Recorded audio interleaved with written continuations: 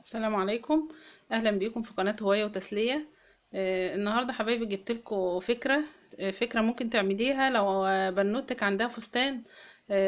قصر عليها او فيست او بلوزة او اي حاجة. ممكن قصرت على بنوتك، ممكن تزودي طولها شوية بحيث انها تقدر تستغلها وتلبسها تاني مدة كمان مدة اطول. الفكرة دلوقتي هوريها لكم. انا هجيب كده الفيست اللي معايا، واجيب الحرف بتاعه. آه، وعندي خيط، جبت خيط لونه تقريبا قريب منه، اللون اللي داخل فيه ده جبت اللون الاوف وايت ده، ولفيت الخيط على كراسة قديمة عندي بالشكل ده. اللون الاوف وايت لفيته، واللون الرصاصي لفيته. هو بطريقة عشوائية مش بعدد معين، وانا هعمل لو احتجت تاني هعمل تاني. وهقص الخيط اللي معايا،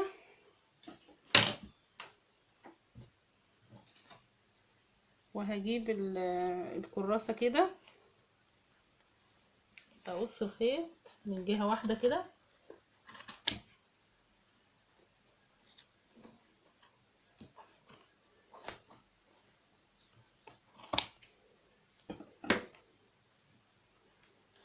وهبدأ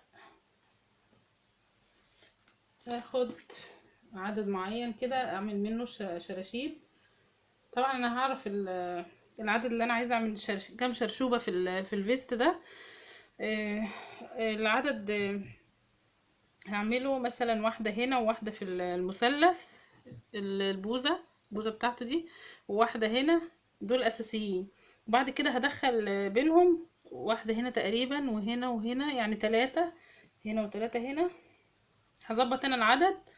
المهم الفكرة تكون وصلت لكم. وهاخد الخيط وادخل اللون الاوف وايت ده مع اللون الرصاصي،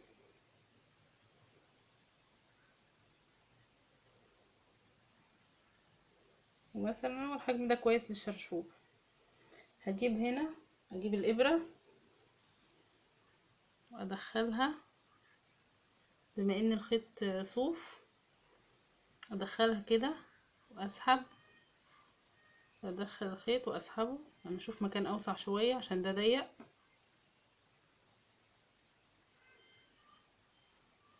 ده اوسع شوية. وهاخد الخيط كده على الابرة واطلع بيه.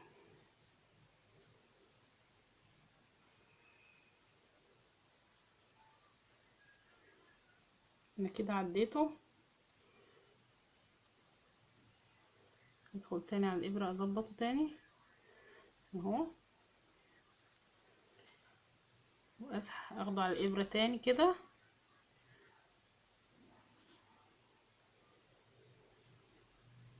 واطلع واشد جامد. كده اتكونت عندي الشرشوب. طبعا الطول انت اللي بتحدديه على الكراسة. انا عملت على الكراسة الطول ده طالع بالطول اللي معايا ده.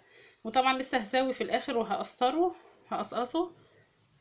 فانت لو حبيتي تطولي اكتر من كده براحتك، ولو حبيتي تقصري برضو هتغيري بس الحاجة اللي انت لفيتي عليها الخيط. هي دي اللي هتحكم في طول الشرشوب. وبعد كده هتقصقصي في الاخر تظبطي. انا ان شاء الله هعمل تاني 2 3 اهو، وعليهم نحط لها 2 من الاوف وايت.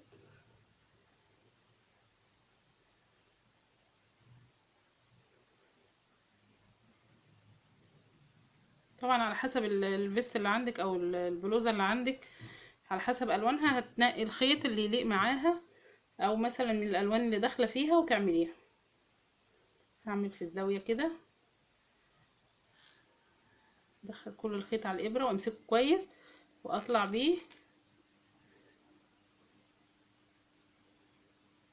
اطلع بيه كده، وبعد كده اشده واخده على الابره كله واطلع كده. كده كونا اللي في الجنب.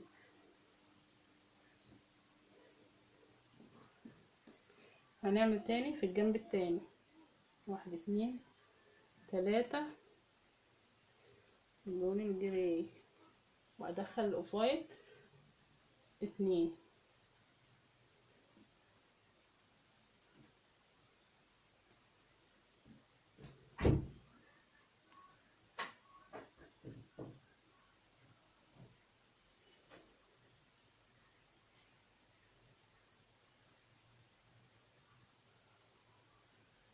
ظبطتهم قد بعض، واخد اللي في الجنب دي وادخل الابره في مكان يكون واسع شويه عشان اقدر اتحكم واطلع بالخيط. واهو اخدهم على الابره واطلع بيهم، اعديهم كلهم كده مع بعض،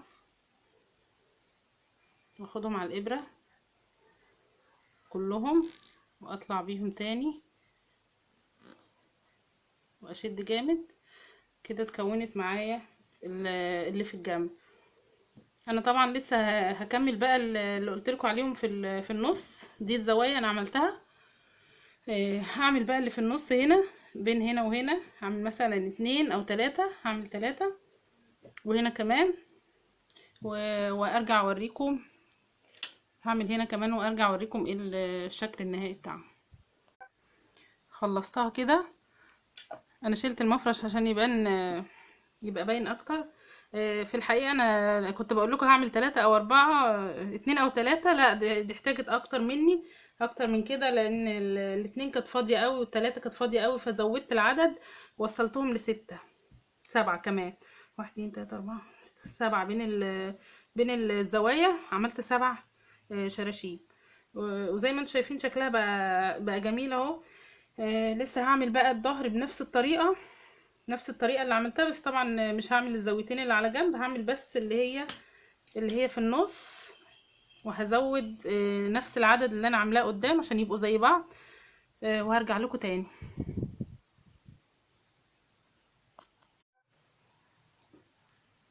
ركبت كده اللي ورا واللي قدام زي بعض، بقى شكله جميل وتقيل كده وتظبط عن الاول. نفس العدد طبعا اللي قدام زي اللي ورا اهو. هبدأ بقى اساوي الاطراف بتاعته بالمقص، اللي هي الحاجات اللي طالعه دي، وخليهم متساويين قد بعض كده عشان اكمل شغل.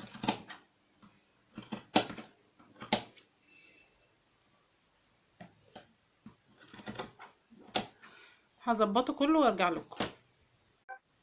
وده الشكل النهائي للفيست بتاعنا. اتمنى حبايبي تكونوا استفدتوا ويكون الفيديو عجبكم. واللي عندها اي حاجة ممكن تستغلها، تعمل لها اعادة تدوير، او بدل ما تترمى يعني تحاول تستغلها. الفكرة دي سهلة وبسيطة زي ما شفتوا، اي حد ممكن يعملها. مش هتحتاجي بس غير الخيط وابرة كروشيه. وطبعا مفيش شغل كروشيه لو مفيش حد متعلم كروشيه ممكن يشتغل برضو عادي، ممكن يركب الشراشيب دي بكل سهولة. اي ملابس عندك، فيست او بلوزة او اي حاجة بتاعه البنوتات صغرت عليها، او عايزة حتى تغيري شكلها مش لازم تكون صغرت، ممكن تستغليها وتعملي نفس الفكرة دي فيها. اللي عجبه الفيديو بقى يشيره بإذن الله عشان الفايدة تعم. لو مثلا عندك صاحبتك او قرايبك عنده حاجات شبه كده، ممكن عارفة انه ممكن يستغلها، وصلي له الفكرة وان شاء الله ينفذها وتاخدي الثواب بإذن الله. واذا عجبكم الفيديو يا جماعة، اللي لسه مشتركش يشترك في القناة، يضغط على المستطيل الأحمر تحت الفيديو ويفعل الجرس عشان يوصلكم كل الفيديوهات اللي بعملها أول بأول. وهستنى بقى تعليقاتكم وآرائكم في التعليقات. والسلام عليكم ورحمة الله وبركاته.